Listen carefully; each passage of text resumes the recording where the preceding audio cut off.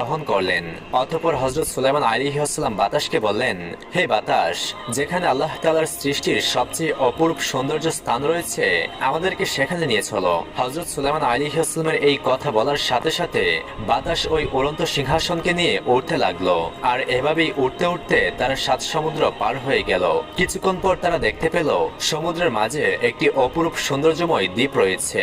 সুলাইমান আলাইহিস সালাম হুকুম দিলেন, হে বাতাস, এই দ্বীপে আমাদেরকে নামিয়ে দাও। সুলাইমান আলাইহিস সালামের হুকুম পাওয়া মাত্র বাতাস তাদেরকে সেখানে নামিয়ে দিল।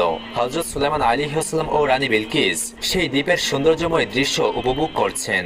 রানী বিলকিস দেখলেন সেখানে সুন্দর সুন্দর পাখি, নাম না জানা কত প্রাণী, অপরূপ সৌন্দর্যময় সমুদ্রের মাছ ঘুরে বেড়াচ্ছে। এটা দেখে রানী বিলকিস বলল, হে আমার প্রতিপালক, হে আমার আল্লাহ, কত সুন্দর তোমার সৃষ্টি এই পৃথিবী, না জানি কত সুন্দর তুমি। রানী বিলকিসের এই কথা বলা শেষ হতে না হতেই হযরত সুলাইমান